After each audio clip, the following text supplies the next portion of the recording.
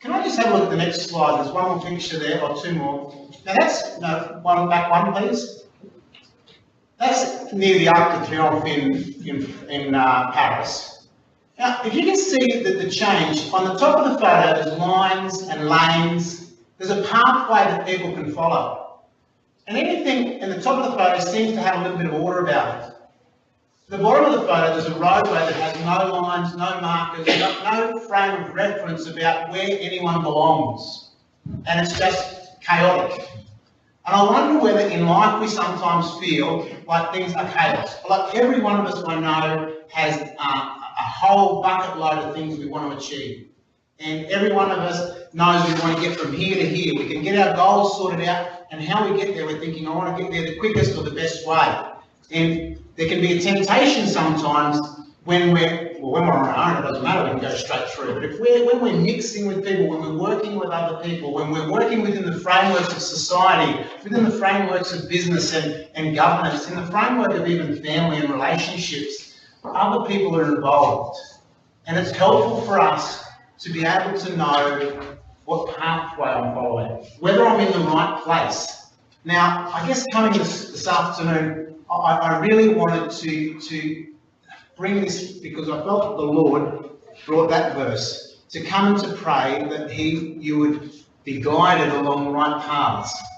Because the last slide, the last picture shows that even in a high volume situation, lots of traffic flow, when the laneways are there, we can get from A to B safely. Everyone stays in their lane, everyone follows the right path, and everyone's better off at the end of the day.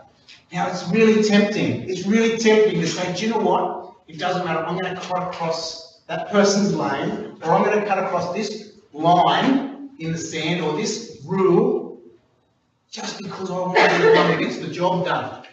But at the end of the day, the lines are there for a reason. And no less the lines that God gives us, because He wants us to travel safely through life. He wants us to be able to have peace. And I don't think that's any less as He thinks about the people of the Central Highlands, as He thinks of you guys, the officers, and the representatives, the leaders of the local governing area here, that I can pray for you this afternoon, that He would lead you, guide you along the right paths, so that you can stay in the lane. It's going to be better for everyone. It's going to be better for me and all the other residents of Emerald and surrounding areas, because there's always a temptation. For all of us, we know that temptation to maybe just cross lanes when we should. But I'm going to pray this afternoon that God's going to help you all to be able to do it the best way. Amen. Father, I want to thank you for this opportunity to talk to this group of great people here who serve us, the people of the Central Highlands, in a great role. Lord, every one of us are humans here though, and we make mistakes and we have temptations come along our path, and I want to pray for them in the same way that I often pray for myself, that God, you would guide them along right paths that bring honour to your name. That they would know your help, even this afternoon in the matter of the meeting today, but also, Lord, through the business in the weeks and the month ahead. May you bless them, may you guide them, may they know your wisdom, O God. I pray this in Jesus' name. Amen. Thank you. Great meeting. Very good. Thank you for the traffic photos. Obviously, councillors get very nervous when we see usually roads. Usually it's something about roads. Yeah, I was hoping you didn't think I was here to do a thing. Thank you very much. Thanks much.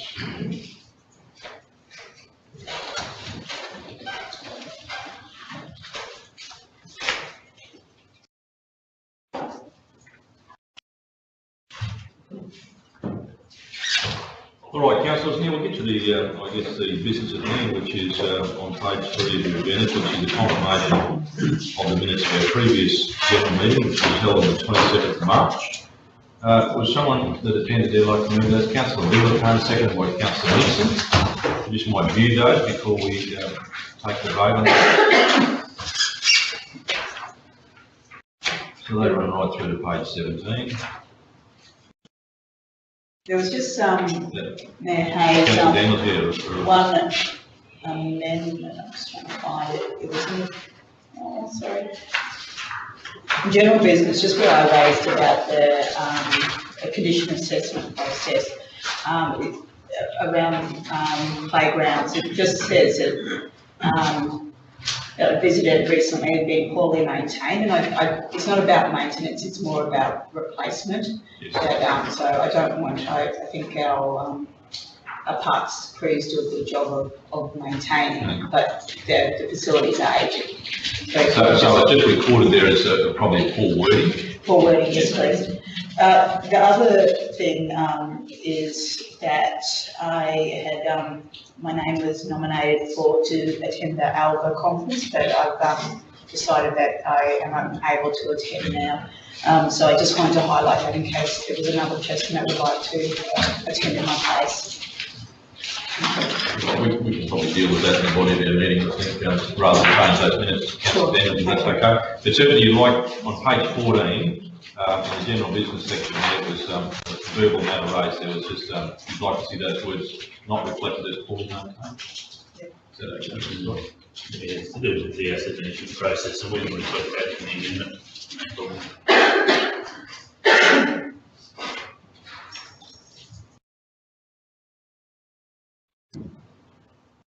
So, sorry, do you want to put some wording there, or do you need to change that wording? We'll make that. fix the wording, and it'll be around asset upgrade, renewal, condition assessments. That's all, really. Is that all, Mr. Mayor? No, that, you have that, Councillor Daniels, just so it reflects obviously the sentiment that you wanted to. Yes, thank you. Okay, councillors happy with that? Yeah. All right, anything else there? Okay, with people happy with those, we've had a move and a second. Councillor Brindle came and Councillor Nixon have moved and seconded that. All in favour? Against? Thank you. Business arising in that? Perhaps, Mr. Mayor, we might be able to start with our attendance if you like. Yes. So Councillor Daniels has indicated that at this stage she's not attending. So is there anyone else that would? When is it? It's from the 17th to the 20th of June. So nice and warm, okay? Yeah, Canberra's usually a very balmy place in June.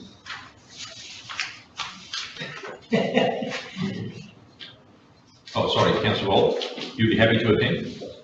Yes. Okay, all right. I'll move. All right, so moved by Councillor Nixon, seconded by Councillor Cypher, that Councillor Walt will now attend the ALGA conference. All in favour? Against? Thank you. Any other business arising in those minutes?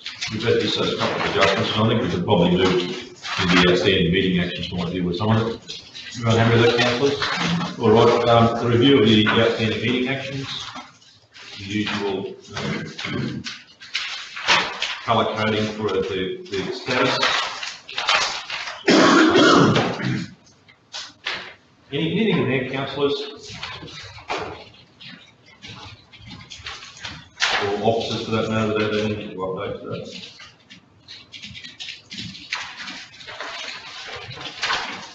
The main one there, Mr. Mayor, is updated comments in relation to Council's decision April 2017 to not build levy banks. You'll note that in that four-part resolution, part 3 identified a number of other options to be pursued. Part 4 with even more details, and the comments are just to reflect recent activity there. There's a number of those individual projects that have been ongoing for some time individually that all play a role, but collectively are important given that decision made by council. So you'll see, councillors, you will see more on implementation of that resolution of council in the next few months. Any other queries there? All good? No, not with this sheet, but Mayor Hayes, I have raised with other standing committees that it's due for us to review the master list. The master list, yeah. And so if we could do that next meeting, wonderful. Thank you. So do you want to resolve that, or do you just want to note that? Well, if I can, Mr Mayor, I think the decision was to bring that before council 2 times per year. Yep. When that was made, I'm not sure whether or not dates or months were nominated. So we the plan when we bring it back in June. We can formalise the months. But I can't recall specifically, I just know that it was 2 times per year to bring a master list before council. I did upload them quarterly, my recollections quarterly. Michelle It Rose. was half yearly. Oh, okay, sorry. I did upload the master list before Christmas, so I have updated that at that point, so I should be doing it on January meeting. So we're in April now. Well, I mean, it wouldn't hurt if we had an update, and then the result, we actually do it starting from the end of the financial year. It'll be, what, half yearly? July, January, July. July, January.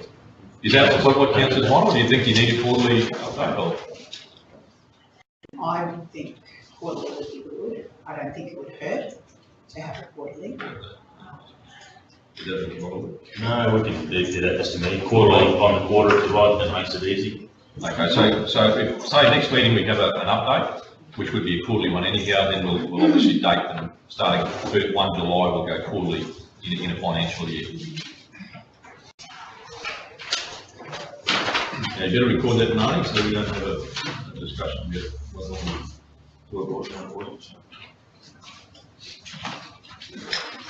All right, reviewing your, upcoming reports. Yeah, you'll notice, Mr Mayor, that there's been a rationalisation of the schedule, so we've consolidated some reports, we've struck out reports that were identified because they have been handled in another way. So what you're seeing is a fairly streamlined schedule for upcoming reports. Council always has the option and exercises this from time to time to request a report on a particular matter. So This would, is simply a timetable to try and organise those reports. so that master list perhaps go on to this? There've been 2 separate schedules, but there can be a master list of all the committee reports along with the general meeting reports and the strategy reports. But No, sorry, there's just an update of this. Oh, sorry, yeah, We'll put that on there. Yeah, it'll be on there, it's very minor. So that, Councillor Daniel, that'll solve that problem, we'll review on the upcoming agendas. Okay, So then it's obviously locked in there. great, thank you. All right, people happy with that? All right. Thank you. All right, since 8:30 this morning, has anyone else got any material personal interest, conflict of interest or personal gifts and benefits to declare? You know, I should refer that obviously if there was an interest in the meeting, in the agenda for this meeting, obviously that would be relevant. So none to declare, anyone? Thank you, councillors. No petitions, Mr. CEO? No. Okay, committee recommendations. We've got 11.1 and 11.2, which relate on page 17 and then page 21 in relation to the game plan. Yeah, we usually adopt these. Well, they can be done together, Mr. Mayor. Meetings 8 and 9. Meeting 8 obviously could deal with everything that was included on the agenda, and that was flagged for the meeting to occur a fortnight later. So meeting 8 was the 26th of February, and the second meeting followed on March 14. Right, so I'm going to move in a second. As a chair, Councillor McIndoe, would you like to move both of these, or as a pair? Moved by Councillor McIndoe, seconded. Councillor Brimblecombe. We might roll through there. Councillor McIndoe, is there anything in there that I guess you'd say we need to know? Look, at this right now, at this point, I don't really have a lot to say. It's all there to be read. Yep, as read. There's been plenty of discussion around it, so at this point, I've got nothing to add. Well, any questions, councillors? So the meeting 8 was just after the sports awards and then the subsequent other ones.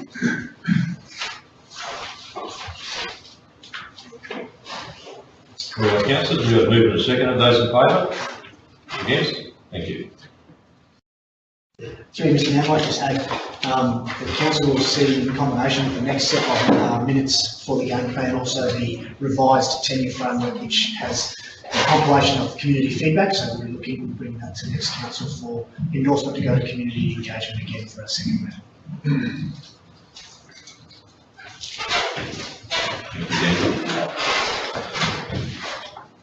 All right, councillors, The next agenda item is 13.1, which is development application update. Gee, don't take a seat, Kirsten, in this place. On page 26 of your agendas, I'll let Daniel introduce this regular update as Kirsten takes his seat. Daniel. Thank you, Mr. Mayor. Through you, as you mentioned, this is a regular update. The council will provide you with some detailed information and the opportunity to talk to our planning team about applications that have either been approved in the previous month or that have come in for assessment and that are now attached to our track system. So I'll hand over to Kirsten to outline some of our statistics for the last month. Thank you, Mr. Mayor. So as Daniel discussed, this is the monthly update that we have for you. So from the period of our last update, 33 applications have been lodged with council for assessment. 7 of which of these triggered impact assessments or required public notification, and some varied throughout the development process. During this period, you might have noted in the report, only 2 applications were approved since the last update. So I thought this might have been flagged as a concern for the councillors. So just as you're aware, certain applications have different processes and sometimes timeframes don't quite align with our reporting cycle. So while we only approved 2 last month, in the last 2 weeks we've approved 5. So sometimes there are going to be lower numbers, and so you'll see it track over the course of the year that sometimes there'll be a dip in numbers like this month with 2 approvals issued, but by next month it could be up to something around 12 or 13 because we have had quite a number of extension applications lodged. So the 2 applications that were approved were for a renewable energy facility, solar farm, and the second one, which was for a transport depot. So this is the last of the renewable energy facility applications we have on our books at the moment. So you might be aware that we've approved 9 now between April 2017 and March 2018. Yeah.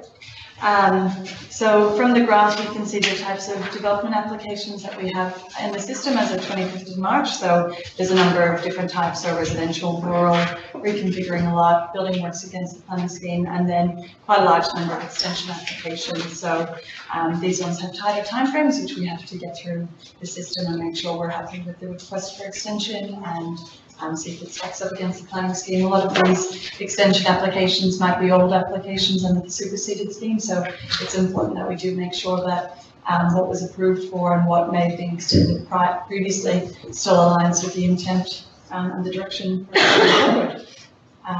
So that's the summary for you. So if there's any questions, please don't hesitate to ask. If there's any questions about the current applications, we're happy to take those questions offline. Any questions? Councillor Robb? So Kirsten, of the renewable energy ones, how many have we, since we've had a change to the to our local planning, how many of them have been caught up in that rather than outside of it? None.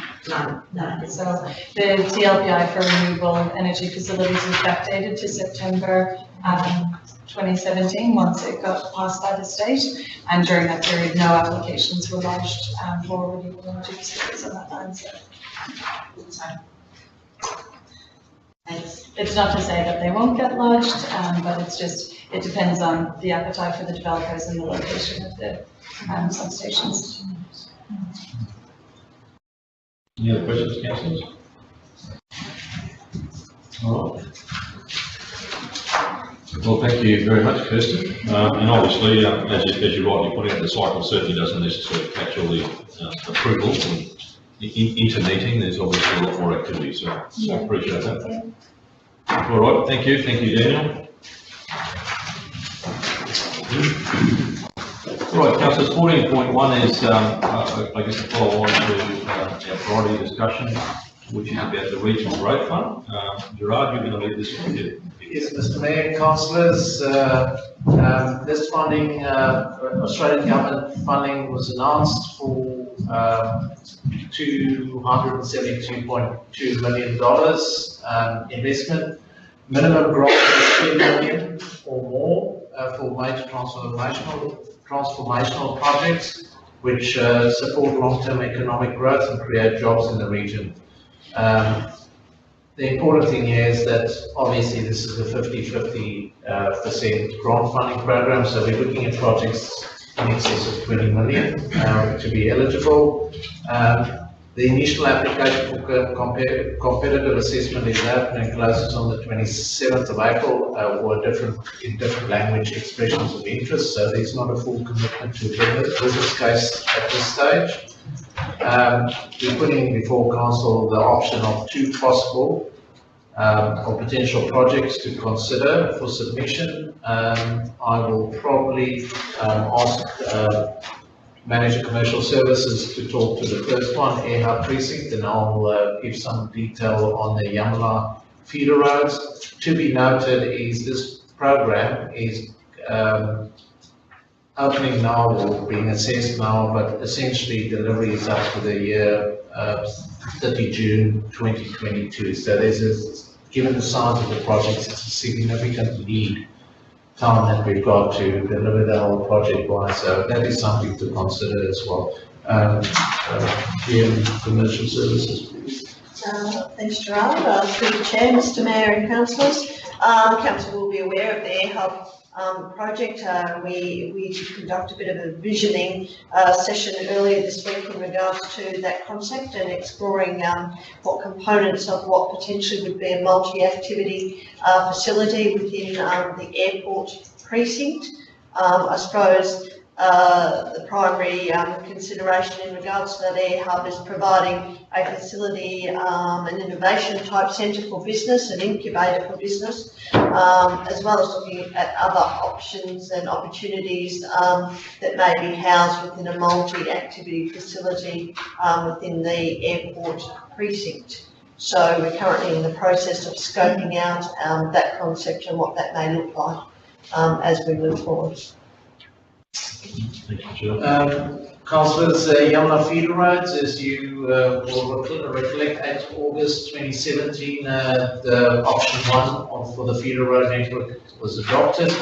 A brief description of option 1 that we're exploring as part of this funding application is stage 1, which involves basic upgrading from Capricorn Highway, or where the current seaport development is occurring, upgrading Bonnie Doon Road, all the way down to Glen Arena Road, State Control Road, coming off to the east from the Gregory Highway, approximately 31 kilometres. This stage has 3 discrete sections, upgrading the road, including drainage structures such as Sanders Creek on Bonnie Doon Road, effectively resulting in 15 kilometres of bitumen sealing. Second section is a widening and overlaying the 10 kilometres of the existing sealed gem road, which will bring it up to a suitable standard. And then there's a construction of about 6.5, and I have to apologise, that doesn't all add up to exactly 31 kilometres. That's somebody wants to help me accountable. But effectively a new section of road connecting Bonnie Doon to Gem Road. So those are the 2 projects that is being brought before you for consideration for submission for the initial application for competitive assessment. Well, councillors, I've got Councillor Cyphers moved those 2 projects. That'll be the 2, seconded by Councillor Lott. They'll be the 2 projects, the Air Hub Precinct and the Yamala feeder roads for the Regional Growth Fund. Councillors, you've seen the 2 descriptors. All those in favour? Against? Thank you. Thank you, Gerard. All right, and in the shared environment we have over here on 14.2 is another fund, state government funding round of Building Our Regions Round 4. I'll ask General Manager Commercial Services, Michelle Webster, if you could lead us off there. Thank you. Sorry, just a minute.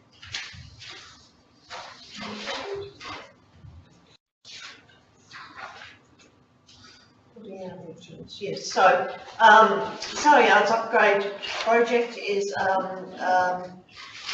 upgrade obviously of the Sally Yards are 4 components of that project, which relate to the dump ramp, hay shed for the storage of feeding hay, some changes to the draft area and also some holding yards at the back of the sale yard for cattle that may be held over due to tick clearing, etc.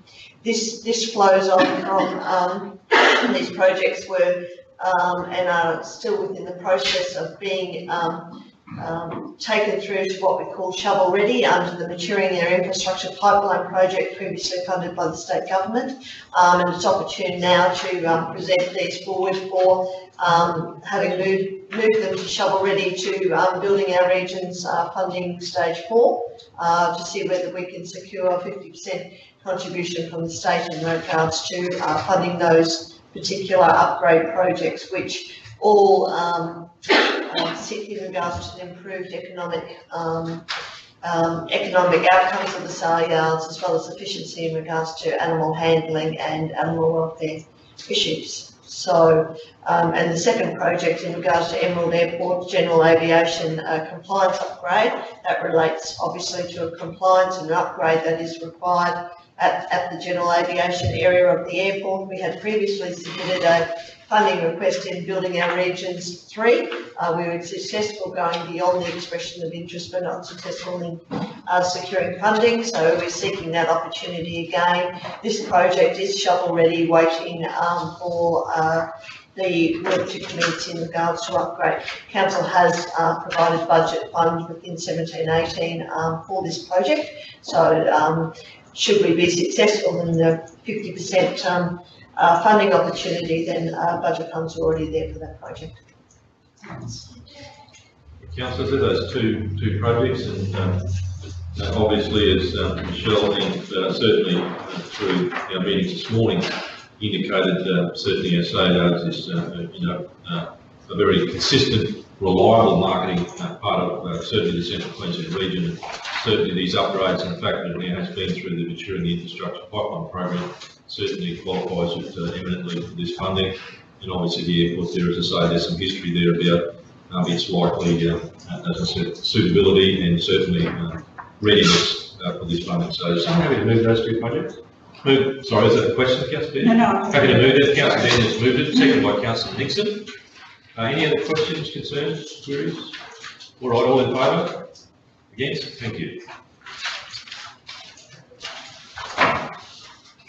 All right, so table Tennessee. 14.3 is the Natural Disaster Resilience Program funding application. So, Gerard, you're going to lead us through this? Yes, Mr. Mayor, councillors, this is another competitive round of grant and subsidy program, which is administered by Queensland Restoration Authority, or QRA, jointly funded 50-50 with the Queensland government. So effectively, it's the council comes in with the remaining funding for this program on a 50-50 with these two entities. It's a small bucket this start, only 12 million. And the challenge we have is, again, closes on the 27th of April. We've looked at a proposed list of 6 projects initially, and I did let my creativity get the better of me, and I highlighted in the report in blue the eligibility criteria which these projects might qualify under. Since then, we've done a bit of rigor around it because of the short timeline, and I think we wish to recommend to council to reconsider the 6 and only nominate 3. If you want me to mention the 3 or just the 3, is number 1, the Gemfields Auckland Hazard Early Warning System. And then skipping to number 3, the Isaac Regional Flood Model, a joint project between Central Islands Regional Council and Isaac Regional Council. And then the third one, the next one is number 4, the flood, expanding our current flood early warning network enhancements, which is an ongoing program. In all these projects, council is already considering budget commitments in the coming years, so whether we're successful with grant funding or not, they are likely to proceed regardless. Right. So, councillors, as you're aware, I mean, those that are certainly involved in disaster management groups, obviously these are important and have certainly been part of certainly the environment here ever since 2008 in terms of our early warning network system management. We're very fortunate that we have officers in place that are obviously probably preeminently the authority on certainly riverine flooding in all of central Queensland, and certainly a great benefit to other councils, and certainly the joint project with Isaac Regional Council, and ultimately, I suppose, the Lower Fitzroy is a very worthwhile project, and we have that expertise in building. So, councillors, the recommendation would read, certainly, we've got 1 to 6 there, but if you leave out 2, 5 and 6, the recommendation would be that you adopt 1, 3 and 4. Is someone happy to move those? Moved by Councillor Godwin-Smith, seconded by Councillor Brindleton. So there's the 3. Councillors, all in favour? Against? Thank you.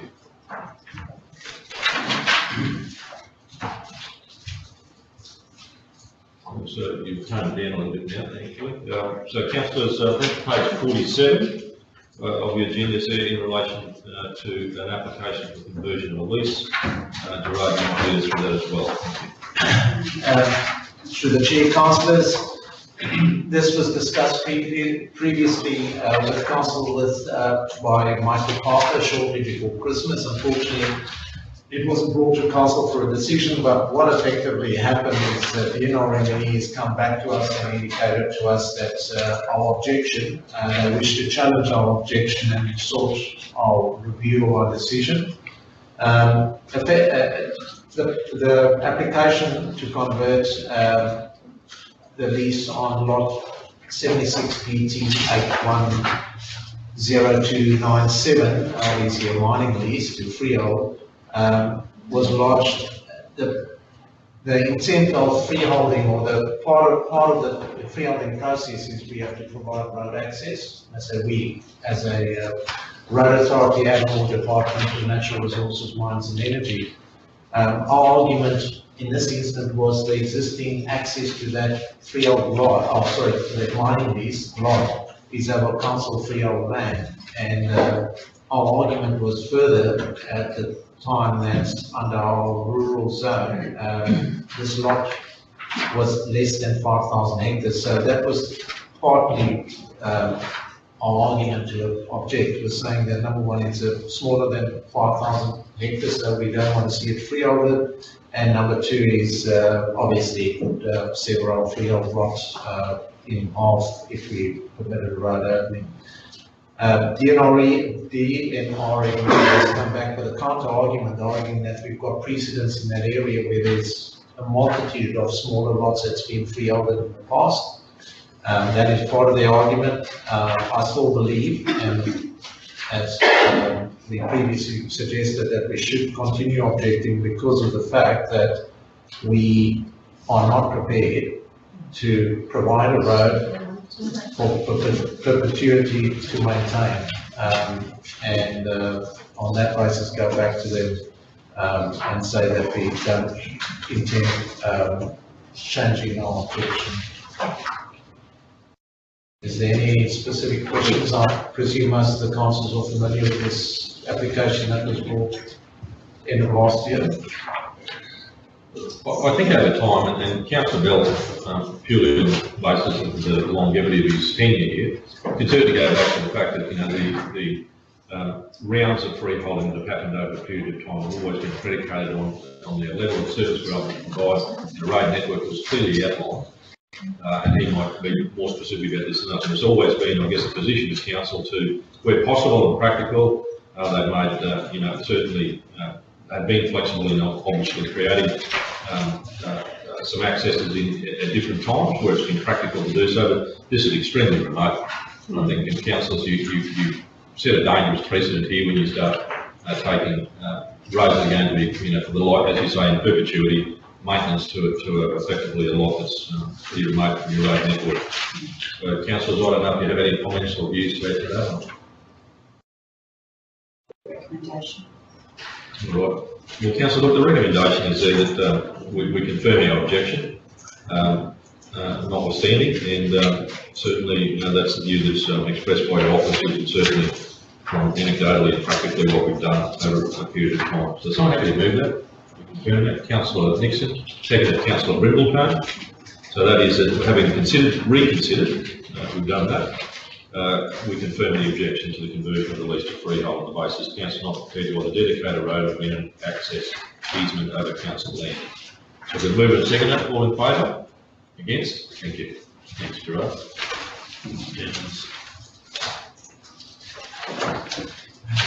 You must have been very bad this month, Rod. All right, 15.2 is a notifiable road use. Sage Coal Mining provides limited, which is immediately down South Coal Mine. We're just looking at obviously a report around the road use direction. Gerard, if you could lead us through this as well. Yes, Mr. Mayor, councillors, I did bring this before you previously. We held off on the road use direction because of other concerns raised around safety and issues around Springfield. We have been able to resolve a strategy to deal with that outside the context of this road use, which doesn't impact directly on those issues. So essentially, this is a procedural report, just simply seeking from council approval, not so much for the road use direction, but principally also to try and quarantine the compensation payments into our road reserve, road and drainage contribution reserve, which means that the funds will then be secured for expenditure for maintenance in the year and upgrade of that section of road in the future. In other words, it's not going into general revenue. Sorry, Colin. You've got a budget coming up, you two, so not that stuff following. Councillors, any comments or to add to this? No, it's good to see it has changed a bit. And, yeah. And I know there's working going on behind the scenes to look at the danger spots there. But I just really emphasise the fact that I'm worried about the school kids still. And is there any indication of when that footbridge would be put back and that little garden plot or whatever, some easing in William Street for the kids? We've got any ideas on that? I think the footbridge, councillors, I have flagged it previously that we did not activate or trigger NDRRA fund trigger points, so that essentially there's no flood damage funding forthcoming. So we are currently looking or commissioning work to try and reinstate the bridge, but there's a bit of engineering required. So yes, this is in train. I can't give you a definitive date. I'll come back to council with the date as soon as we know what we're doing and how we're doing it. so. That's on the bridge. And the other matter about the safety issues, I have discussed with councillors individually. The progress on that would be in our hands, in other words, my hands, to resource, looking at them and taking it back to DTR to get their approval. So I haven't resourced it yet. It's only a couple of buckets of concrete and a bit of dirt, really. But, It's only for a safety margin and just stop cars parking there, really. The footbridge could be an insurance motivator to me as well. But it's just timing that, I'm really concerned about. So we can hurry these things along, and I'm still very concerned about the two merging roads, but I think kids have got to come first at the moment. Right, councillor, next one, they're noted, and obviously we'll come back to you with some timelines on those if possible. Thank you. Right, councillors, so this is actually in relation to that, certainly that road use direction and the criteria, and I guess the calculations are provided there in the report. Is someone having to move that? Moved by councillor Gordon Smith. There's a slight pause there. Councillor Brimble has seconded. So that is that we endorse that road use direction to the resource holders of Sage Community and South Mining, formalising their compensation agreement. So councillors, those in favour? Against? Thank you.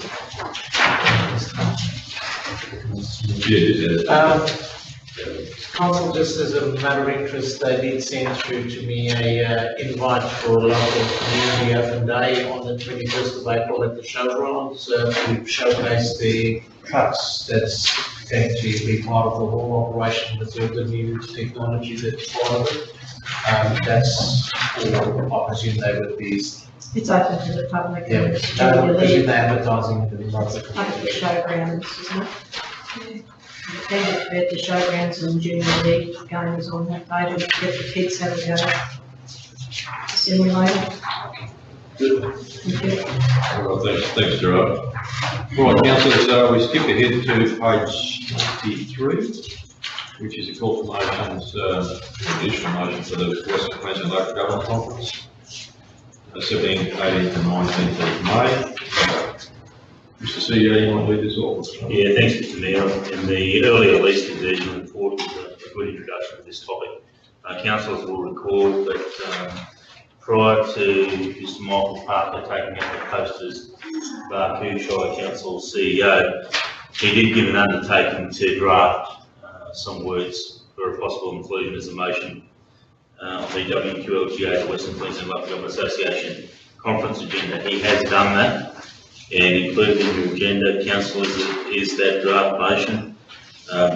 The deadline for submission of motions is this Friday the 13th. The annual conference will be held in Emerald from the 17th to the 19th of May. The motion proposed is that Central West Local Government Association request, then that might need, those words need to be tidied up, that the relevant state ministers, mines and natural resources, work with Central Highlands Regional Council to address deficiencies in current legislation that exacerbate the controlled development of the Hills and mining area. It then goes through to talk about temporary accommodation, access tracks, mine roads, and the need for basically a lesser standard arrived at through the cooperation of both levels of government. And that's the heart of the motion, is to appeal to government to be willing to do that. And it's for your consideration as to whether or not it be included in the agenda for the WQLGA. So, councillors, we get an annual, I think yes, an annual visit from DNRM Coal Hub, effectively Peter Donahue and whoever might be assisting him in relation to, I suppose, all things mining leases. And whilst there's certainly named the Coal Hub, there is actually a focus on all of our mining areas and certainly issues relating to mining leases. So it has been in discussion over a period of years that whilst they certainly have staffing presences at the gem fields at different times, the reality is there's no consistency to that, and in fact very little budget to do any of the works or assistance with any of this stuff. So I think it's probably pretty relevant that they start talking about certainly. I think many people are quite keen to certainly indicate that this is quite a specific and individual mining field. I think a lot of people like to raise that from time to time. The reality it is, but certainly I suppose to us the conspicuous part of it is we generally do the road, the lion's share of the lifting out there, and it is I think a really good opportunity to sort of make it known that we certainly need some help there. So, councillors, you've obviously already adopted Flying Fox native title, rural mental health, some aged care, localities and postcode mobile black spot funding from the 27th of March. If someone wants to move and second this, we'll obviously add to it. Can I just ask a question? Yeah. You say Gemfields roads and mining leases. The motion seems to be more about just mining leases. Are you saying, Scott, that the roads are within the mining leases, or? What we're saying is that this whole problem of mining leases with the ability to have temporary accommodation. Yeah, so that's why I wonder about whether why we've got roads. Part of it's access because some of the mining tenant holders want to seek a more secure tenure, and then there's the complexities of the access, whether it's track or something of a higher standard than what we've discussed in previous strategy meetings is a view to maintain some sort of strategy around a spine network with some coordination around those roads off the spine network to certain mining leases. But the conflict is around that phone legislation, the temporary accommodation, and the reality is that the laws that we have to basically regulate mainstream communities apply to the Gemfields communities, and it's not practical to enforce those rules. And this resolution, and I do take on board that it's about everything in it, and perhaps the motion itself can be worded in a better way, but the background contains a lot of detail. But this is about trying to bring together at least two state government departments and local government to sit down and say, can we achieve a better way of regulating these matters on the Gemfields? Something that can be enforced and also give us something to work towards when it comes to achieving a standard of road access. It's all things around lease conversion, accommodation and road access. So you're saying that I mean, the title is obviously about roads and mining leases, which I suppose is a fair enough leading, or did you want to change that wording? That's right. And I think if I can add to that, Mr Mayor, you'll note that, and Gerard would have more specific information, that Michael went to great lengths while he was here to foster individual relationships with departmental people. But it needs more than that.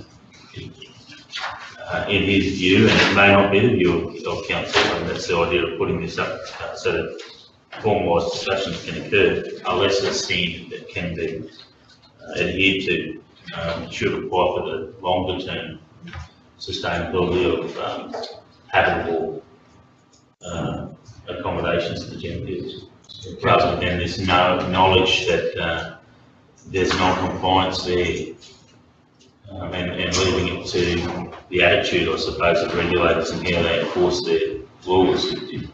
This is an opportunity to say, let's sit down and work out a better way. I think we've got Councillor Nixon, you respond. Just because it seems a bit parochial and just talking about the Gemfields, I wonder, do they have the same problems in the open fields out west? Because it's a Western Queensland conference, and I'm just wondering whether we can broaden it out a little bit to include other shires in the western area. Yeah, potentially, and I know Barcoo, and I imagine Richmond as well, have a number of local mine tenement holders. They tend to not be on top of one another. Some places, I think Barcoo has roughly about 60 tenements. Diamantina only had about half a dozen. Whitten, Gerard might know. I'm not sure how many tenements, but I know it's there's only one road through, and there's tracks everywhere. So we could possibly bundle it. I just thought that. Mining field roads and leaving. Yeah, I just thought if we broaden it out, it doesn't look as just for us. Yeah, it's a good idea. If you broaden it, sorry. I think from a If you principle. broaden it out, Yeah. it's going to include the likes of, Bacchus's place, what's it called? Nadu. Nadu, Yeah. there beside, isn't it? So it's going to, it is more than just the Gemfields area. But if we broaden it out to allow it to be a topic amongst their other participating councils, then I think that was their experience at the LGAQ conference. We had a couple of resolutions that spoke about regional Queensland, and they actually got amended to Queensland full stop. So if you broaden it out, everyone's happy and the intent's still there. So you're happy to do it? We can, and I think, Mr Mayor, if we utilise the Gemfields as a case study, it gives the other councils an opportunity to opt out if this is not going in a direction that suits their communities or their open mines. It also makes it clear, if we reference this in Parliament, it makes it clear what we're on about. It probably preserves their relationships as well. It does. All right, so it's happy to be mining.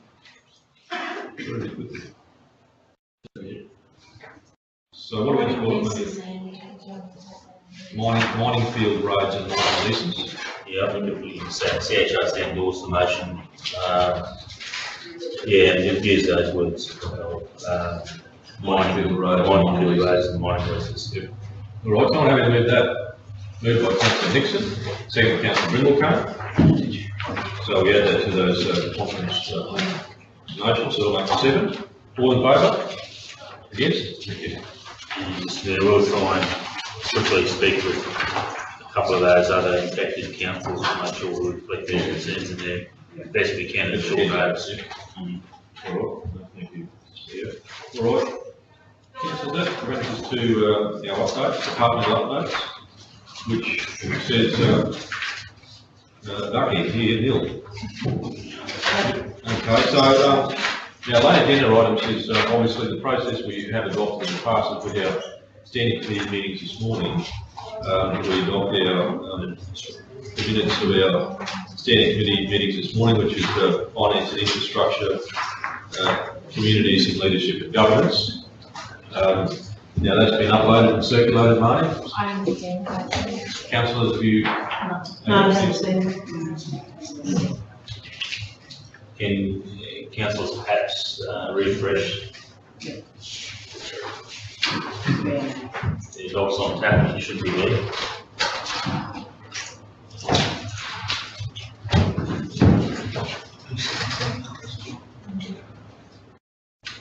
If preferred, we can provide the hard copies, Mr. Mayor, and come back to it when you reopen the meeting.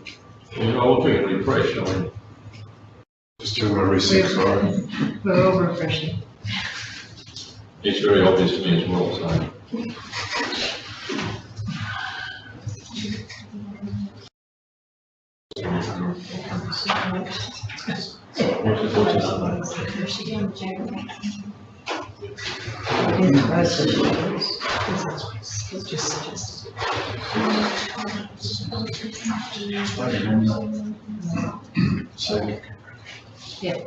We'll give it a couple of minutes, councillors, when you see what we can come up with, and we'll, if not, It is there. it is there. Yes.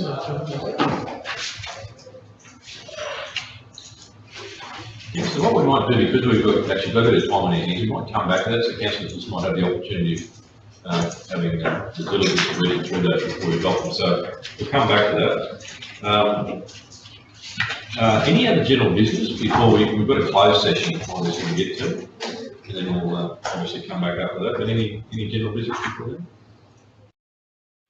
No, I think a Tuesday, usually the first of the month, usually exhausts our general business. Oh, good timing, Kev. Can you just finish it? No, we just have to go into closed session, so. But it might be long, so, yeah. There's nothing to do with it. Thank you, Kev. At least I didn't have to explain to you what it was, so. Thank you. Thank you. No trouble, thank you, Kevin. All right, councillors, would someone move it closed session? Moved by councillor Goldman-Smith, second by councillor Cypher. All in favour? Thank you. And as under our standing orders, all those officers and staff that aren't obviously involved in the particular